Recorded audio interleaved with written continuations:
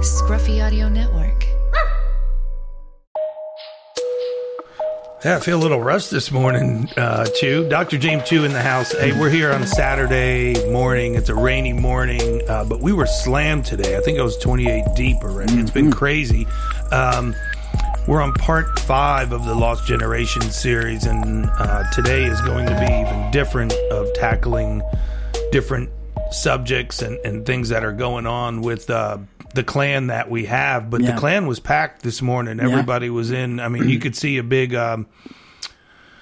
increase of volume of the guys trying to drop their weight and going from there. So so how are they doing? Checking in on the clan. Okay, checking in is awesome. And, you know, I got to listen. Before we go on, I'd like to listen to the one that we did the week before, or part 4 or part 3. Mm-hmm.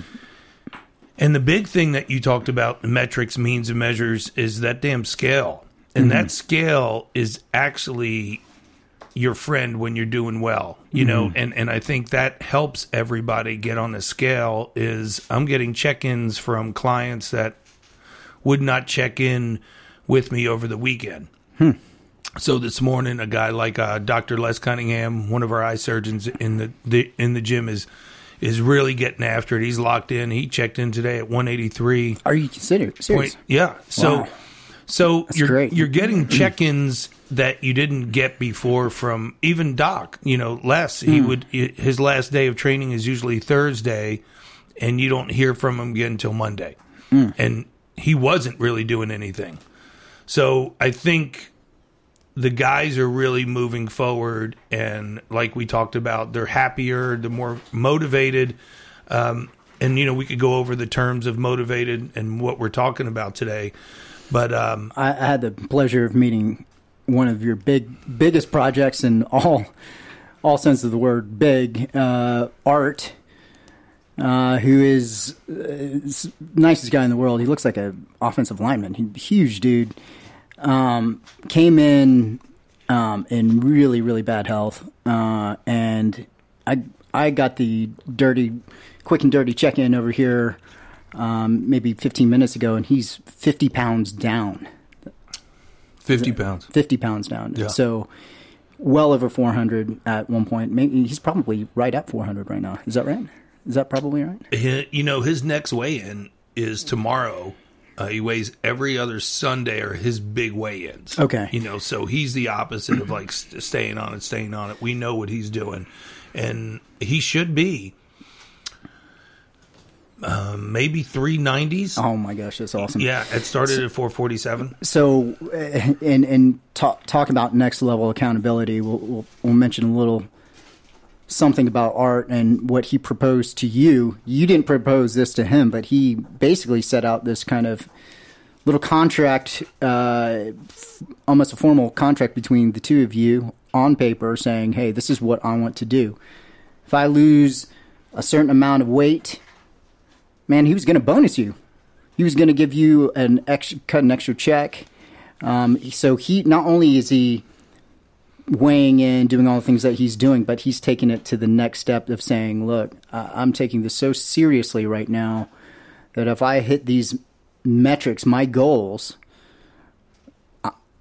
I'm giving you extra money, Charlie Petrone. Thank you very much. I mean, I think that's really, really, really cool that this guy has taken it so seriously and has pushed himself so hard that he's even kind of had this little impromptu side contract with you to say, I'm not going to just reward myself with feeling better, but I mean, thank you so much, Charlie Petrone. Here's some extra for you. I thought I took a look at it. I was just kind of blown away by how motivated he was to get this done. Yeah, because when he brought it in, I really didn't have time. He goes, hey, can we go over this? You know, I want to make sure you're comfortable with it. I'm like, all right, I really don't care about that piece of paper. Let's get working. And I threw it on the desk, and somehow you I eyeballed it. You eyeballed it at the desk, sat in the chair and read it, and you came out and was like, that's really impressive. Oh, it's amazing. And you kept talking about it. Oh, and you're yeah. like, can we please bring that up in the show? So, I had to. Actuality, I still haven't read it. Well, but it sounds like it's awesome. It's amazing. It's amazing. It's amazing. But at the same time, you know, we've done this for probably a couple months now, really putting the people, the clan to the task and getting them on weight and measuring them and talking about how they're doing throughout this whole series. But I think at some point in time, we've seen a little bit of some slipping, not from everyone, but for some. I almost think it's probably an inevitable part of the process, right? So their whole honeymoon phase of enthusiasm for getting better and this whole venture of really kind of pushing for that weight. I mean, there's a lot of excitement to it initially, but that excitement will wane over some time, I would think, and then we're going to hit some I don't know if it's motivation issues, but people will kind of slide back and slip. And you and I sat and talked about a few concepts here. One is the idea of slipping. The other idea is setbacks, and the other one, which I originally was thinking that this is what was going on, was plateaus. But when we sat and talked about it a little bit, they're all three slightly different concepts. And so at this point in time, I think since this is your field, I'm going to ask you what your thoughts on all three are. And you kind of define it because, I mean, when it comes to performance, plateaus is a little bit different from setbacks, a little bit different from the motivational slip. And this is kind of your world. Yeah, because we talk about motivation, I don't think there's really... I don't know if I believe in the word motivation is more of a habits and rituals. And as you came up with the word last show was community. Oh, yeah. So I think the community helps tremendously of keeping everybody in check. So you look at all three, you got plateaus, setbacks, slipping, which I love the word you came up with in our production meeting this week about slipping, because everybody's going to slip. Mm-hmm. Everyone's going to have setbacks. And again, the plateau, I'm not comfortable with that word. I don't think anybody should have a plateau if you set your goals to where you want to hit your weight. And then if you get stuck at your weight, you have to reset your goals. And what I mean by that is I came up with a word called shifting.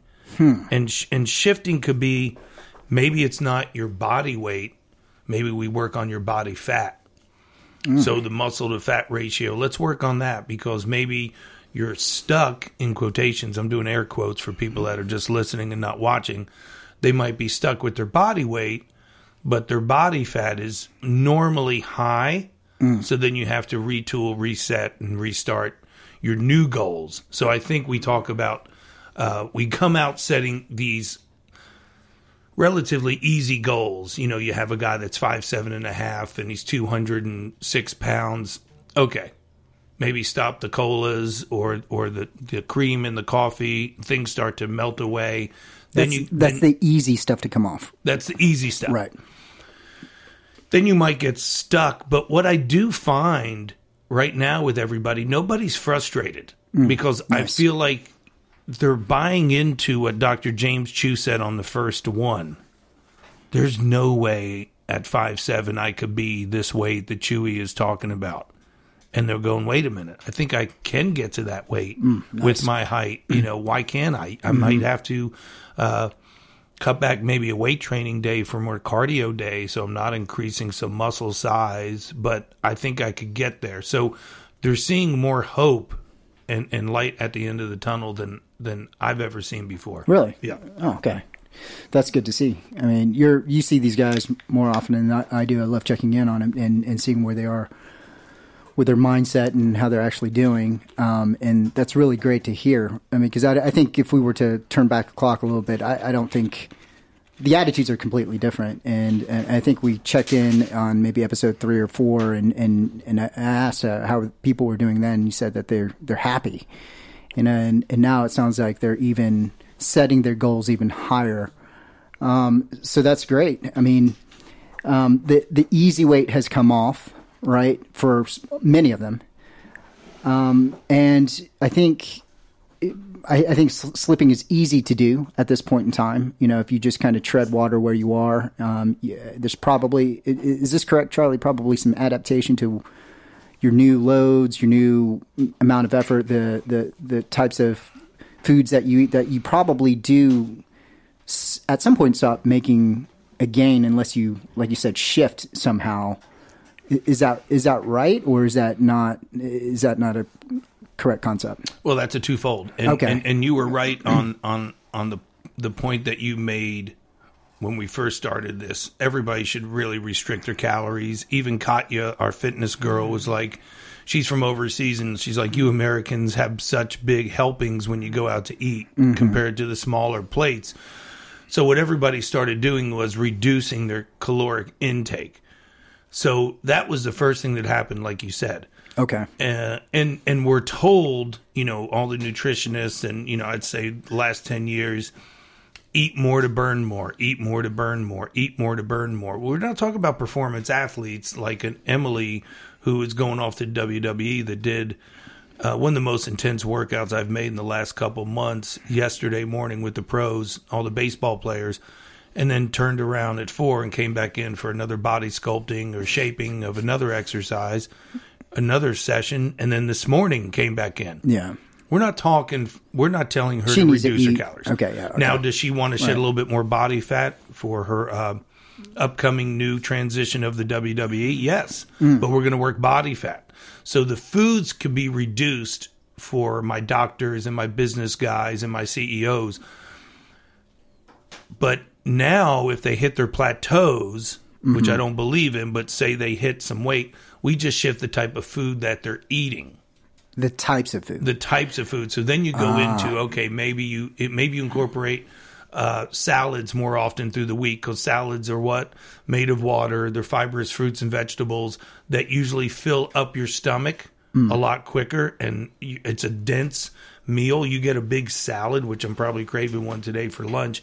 You get a big salad, you eat a salad, and you're like, man, I'm full, I'm swollen. But the calories are low and the nutrients are high. So it's a win-win. So you'd probably switch a lot of that. So that's the next portion, is just really switching, not eating less of the same, not just eating less of the same, but actually now you're making some actual food choice changes. Because the adaptation, like you said, sets in where everybody knows, hey, we're getting 1,500 calories today. Because Les Cunningham is a type A guy. He's very strict with his diet now, but it's the same. So we might have to switch, the tuna salad that he gets for lunch to cut out the mayo in the tuna salad and go a different salad with more color on it. Okay. So to make that gain. Now, mind you, Les Cunningham was the guy that was like, I'm never going to see 180. I look too peaked at 180. He's looking great. And we talk about this.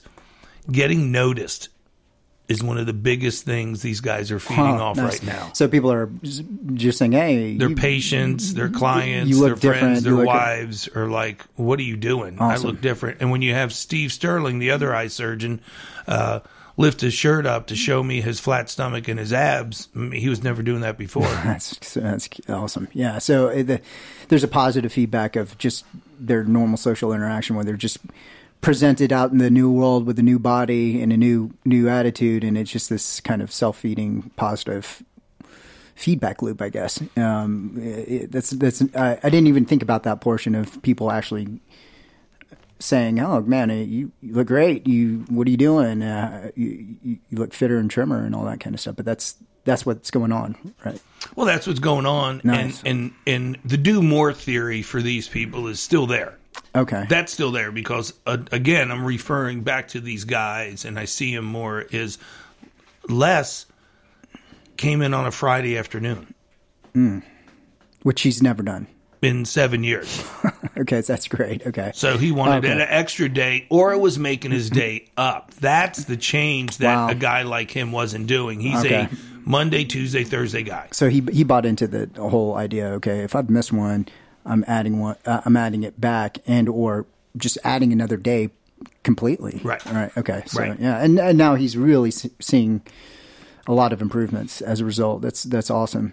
Yeah. So because I think when we first started, it was the easy, low hanging fruit concepts were drink more water, eat less, drink, cut out the alcohol at a certain period of time, and it was just kind of very, very simple things. But now, in order, this is more than just keeping things from slipping, because it didn't sound like some of these guys are slipping at all. It seems like they're just continuing to push on. But that next behavior change is this changing the foods a little bit to healthier choices.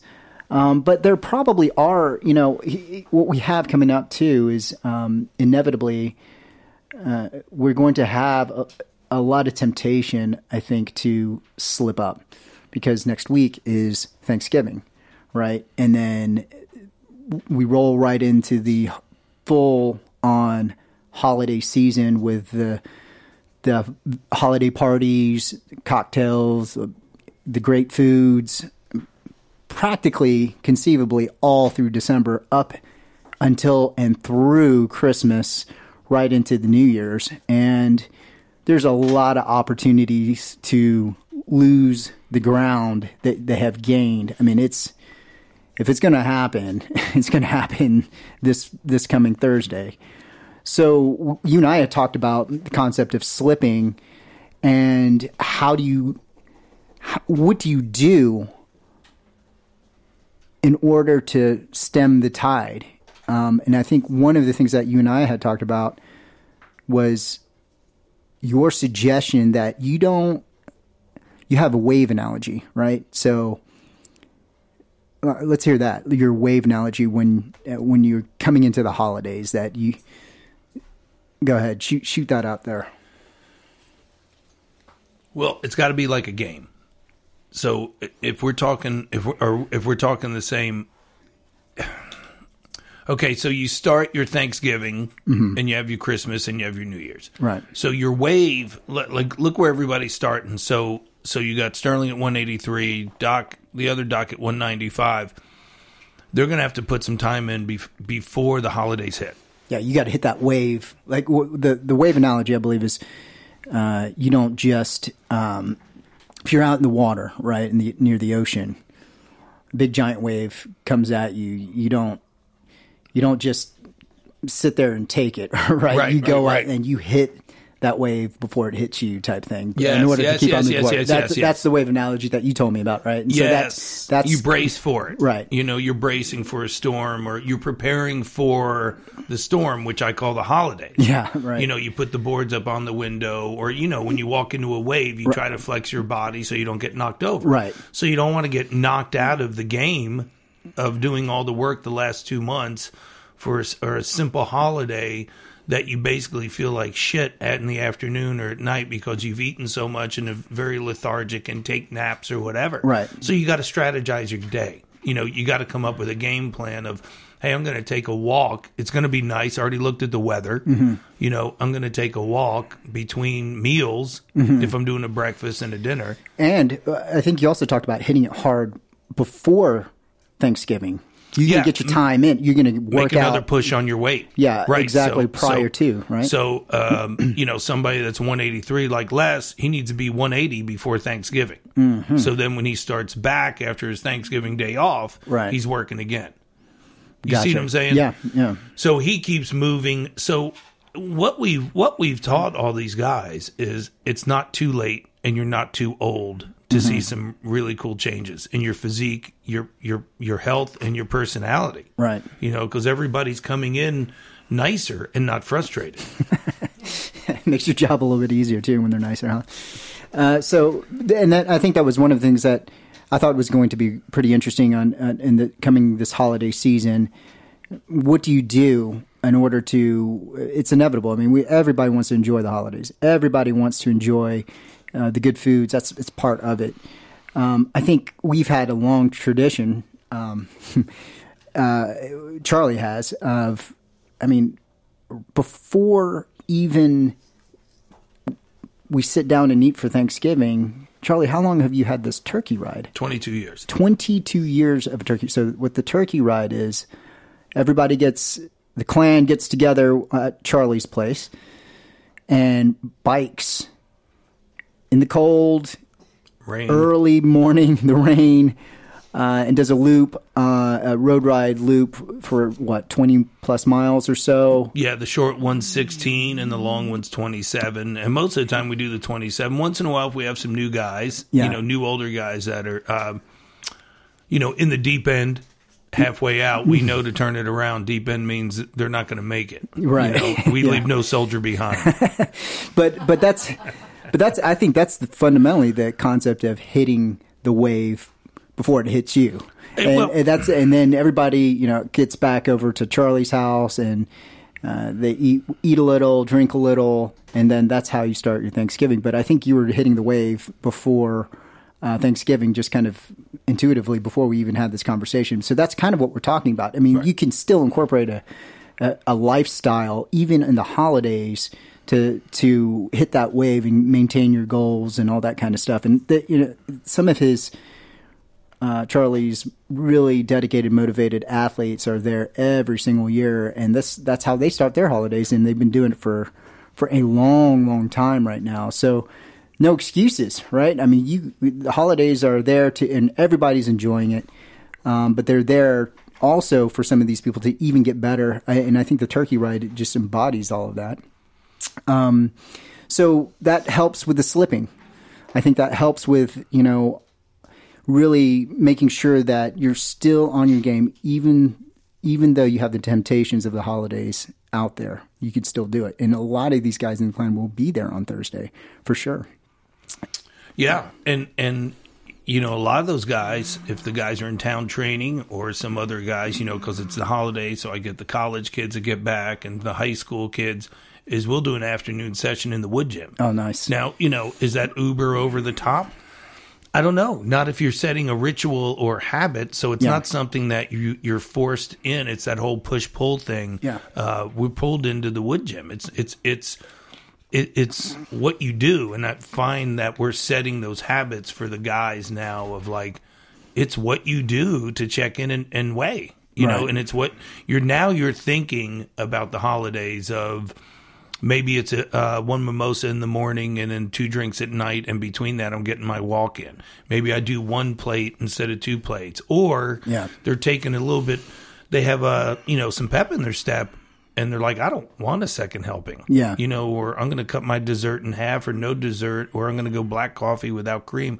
So they're getting into the feeling their own vibe and finding their own savage in them. And I'm watching it as they walk in and it's really impressive. Awesome. So what do you think, we've kind of defined slipping. What do you don't believe in the concept of plateaus, even in a training world? I mean, that's a word that seems to be used a lot in the training world, but that's, in your mind, that's not a concept that you really ascribe to at all.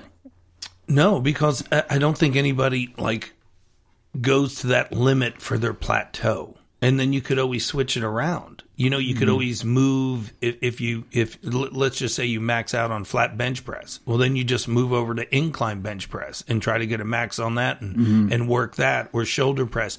With Louis Simmons' principles, you could constantly move around in the Woodgym to where you never hit sticking points.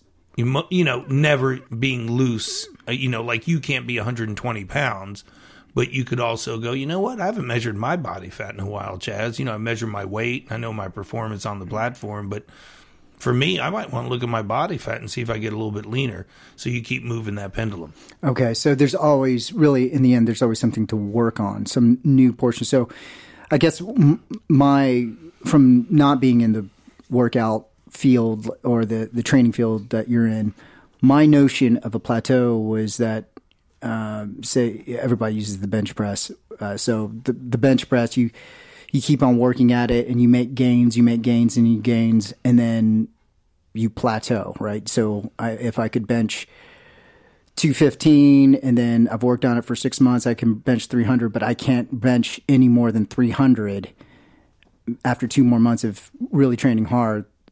That was my concept of a plateau. But what you're saying is that even if you get to the performance end, if you hit this 300 plateau, you need to shift your perspective, right? You need to shift and say, okay, well, maybe work on another type of press or something else completely, right? Is that what you're saying as far as performance measures, or is it? Yeah. Okay. So I wanted to discuss like where we say, "Oh, I'm stuck," or "I'm this or that." What I find too is the tribe, as you've called them in here, when they have their measurements and they're say 195 and 29%. Dr. Steve Sterling was that today. Guess what? He wasn't upset. It stuck from last week, but you got to take a look at why it stuck. Well, he only came in once this week, and look, the win is you're still 195. And what I wanted to say to these guys, where they're adamant about, is they are set on going, I'm never seeing 190 again. I'm never seeing 200 pounds again. So that is also a momentum shift. And not a plateau of going, I'm not seeing this weight again. That weight is out of my communication. I see. Okay. I see what you're saying. All right. That's the different thought than I had. So, because we had to have those conversations where those guys, like you said, had never in their conception thought that they could be a certain weight. Right. So a guy who was 213 said, man, it's going to be really hard for me to get down to my 190s. And then when they get into their 190s, their new conception is that there is no way I'm going back to the 2 teens ever again, right? So their perspective has shifted on what is realistic, and the goal is to never go slide backwards, so to speak, right? And then and that's what you're saying. Do you think that helps them set their eye on the prize for a new goal? Well, yeah, because the guys are in their 60s and they almost settled of, hey, I am what I am. Right. I'm not 20 years ago. Because we talked about those type of things on our shows is like, hey, don't talk about how you were 30, talk about how you were 60. But you don't know your new 60. You see what I'm saying? So when they're like, I'm just going to wave the white flag and be 190, I'm 60, I'm still getting in here, I'm slowing the curve, the tide going out or whatever. And that was one of my clients. Now all of a sudden he's like, wow, I was the guy that was saying I'm just slowing the current, but I'm actually recreating my whole physique, and it's changing at 62, which I was sold and set upon. I'm coming in here to train with Charlie, not to even maintain, but to just slow the progress down of getting heavier, fatter, less muscle mass, older, and more inflexible. Not even they weren't even saying for years of training with me, I'm here to maintain. Okay, they're just I'm here to slow the progress down I'm of sliding getting worse down and faster. I'm sliding down in health and weight, and all this does is make that slide slower. Right. That was their attitude. But generally. I'm getting worse. Yeah, but no matter what, I'm just going to get worse. Right. Okay, so but I'm training so I don't get worse faster. Okay. All right. So I had to shake a Rubik's Cube or an 8-ball. Remember the 8 balls we had? I had to shake that up and go, no, that's not what you could do. Yeah. Because you don't need to settle for being 213 pounds at 5'7.5" and go, well, that's just what I am. I'm stronger, because you could get stronger without any type of change in your diet. Okay. But, to see the results, you have to change your diet. Right. So now, okay, I see what you're saying now. So the whole concept now then with some of these guys, they've got a whole new belief system on their wellness where it's like there's not – that's a huge shift in mindset then, it seems like, if they're really now saying there's no way in hell I'm seeing that weight again. Okay, I'm not sliding. I am actually they're way better off right now as is, and maybe they can even shift the goal to this kind of improvement mindset where they're like, yeah, why not stop here, right? In the comfort zone. Yeah. Talk about the danger. I've studied a lot of these podcasts. They go over the danger of staying in a comfort zone. I don't see anybody being comfortable yet.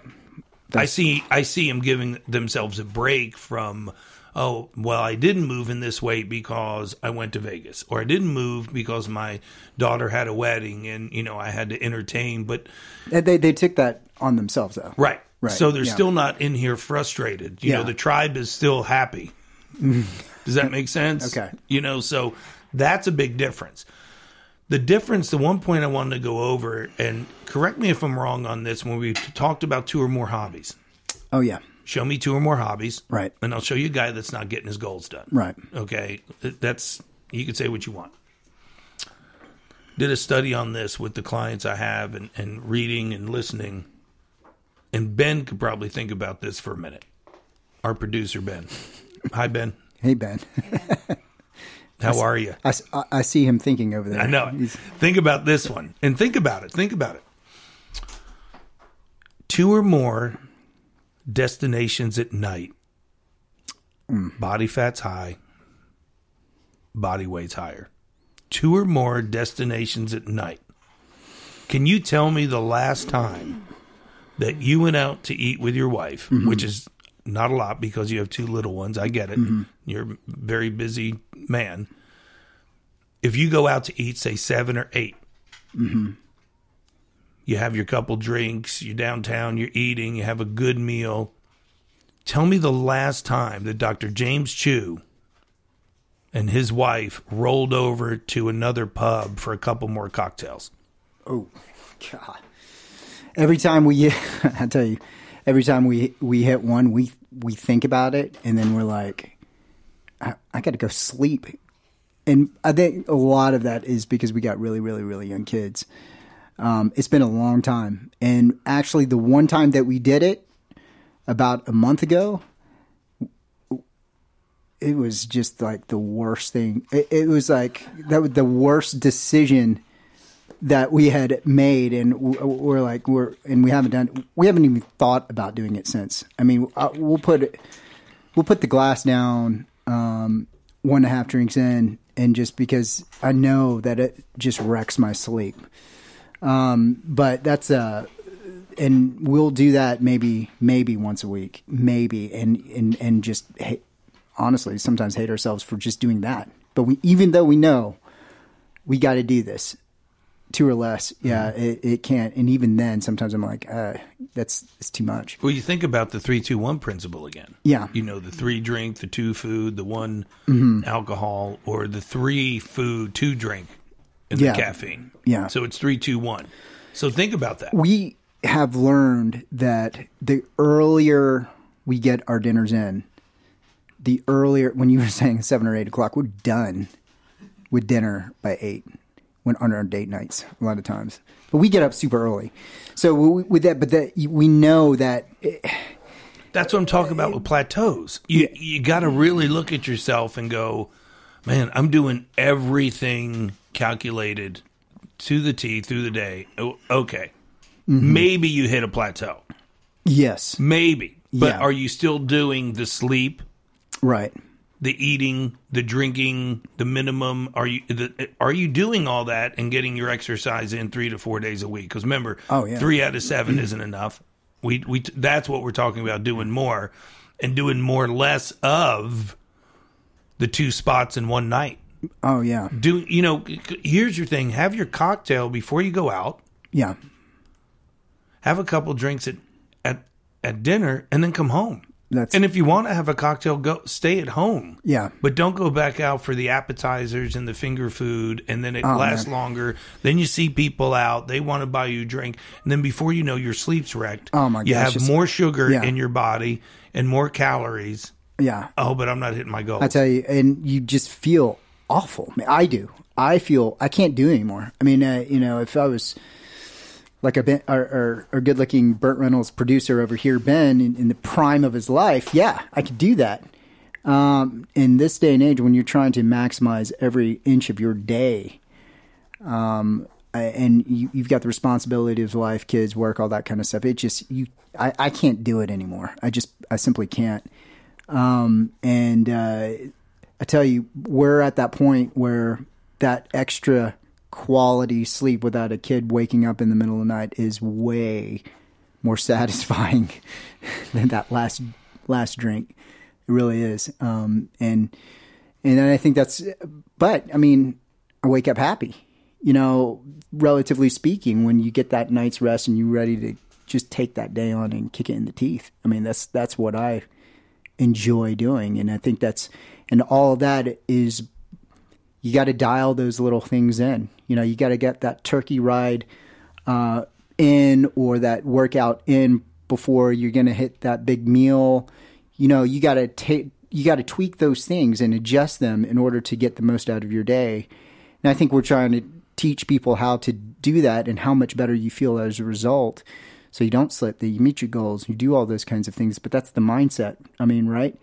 So yeah, I agree with you. You cannot, we love going out once a week, my wife and I, because it's really important that we spend that time to do that. And we hate ourselves when we don't do it. So you got to do it, but you got to do it in a way that it makes some sense for the rest of your week. But that's what it's all about. I think that's kind of those, those payout decisions that you make. You weigh them out and say what makes the most sense for you and your lifestyle and where you are with the stage of your life and all that kind of stuff and your responsibilities. And I think I agree with you. I personally could not have 2 nights like that a week, plus the big heavy meal, and then the late drinks at night. Those days, man, can't do it. I can't do it. Me, personally. Well, and most of the time, the whole self-awareness that we talk about, when you go through the checklist with my clients and athletes of like, are you getting your, yep, are you getting, yes, are you, and you're like, come on now. You're not. I can see it in your face. I could see the way you're going through your workouts. I could see it on your body fat. You're not getting your sleep. Stress is still high. You're maybe not even taking that rest that you need. So it could be the opposite way. So I do talk about the resetting, restarting, and setting new goals. And that those shifts should constantly be going. Nice. Even for the new year coming up. It's like, what does it look like? And I think I'll have all my team of 22 guys that are over 37 years of age of going, what do your goals look like? Yeah. And we're not there yet to settle. Right. And I don't want a couple of my guys to go, man, I made a big push. I'm good. Yes. I'm good, because I'm good means you're about to go backwards. Right. That's like that, anything in life, business, anything. You can't just be like, you're not coasting. You can't maintain. You can't coast up the hill. No, you can't. You got to keep on pedaling. You either get better or worse. I'd rather get worse than maintain. Yeah. I'd rather get worse than maintain, because you can't maintain. It's impossible. You're going, you don't weigh the same every day. Right. And I have some Uber clients that weigh every day, and it's 168.7, 172.4, and whether that's bad or good, we talked about that. There's nothing wrong with weighing. Nobody is, especially in this community in the Woodgym, it's everybody is pulling for everybody. So I think the antidote to slipping and this fake word plateauing is to shift, have a new goal, really, and keep something in front of you to move towards, no matter what. Right? That's the antidote to all of this stuff. Is that? I think that's what you're saying. It makes a lot of sense to me, at least. Right, because when I said, let me follow back with, I'd rather get worse than maintain. Because maintain, you don't come out with a plan. You don't have a plan to go, okay, I got to get stronger or faster or lose weight because I'm maintaining. But if you get worse, that's right in your face of, oh my gosh, I got to pull back from what I do and relook at what I need to do. Really, realistically, to maintain, you always have to be pushing forward then. Right.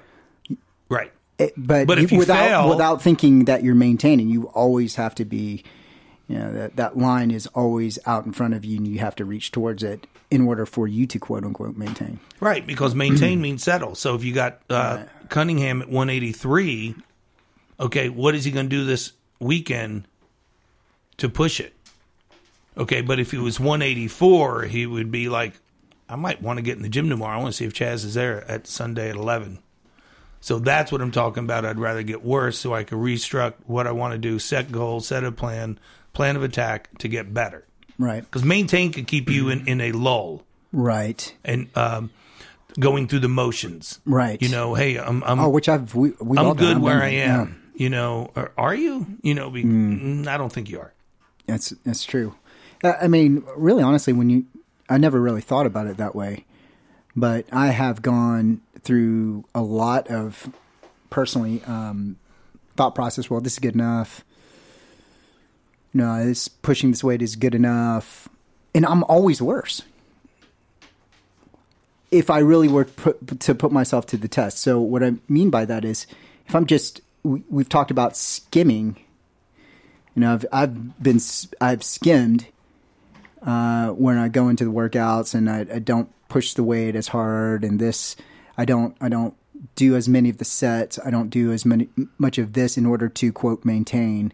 And then you put me to the task of saying, okay, go pull this weight.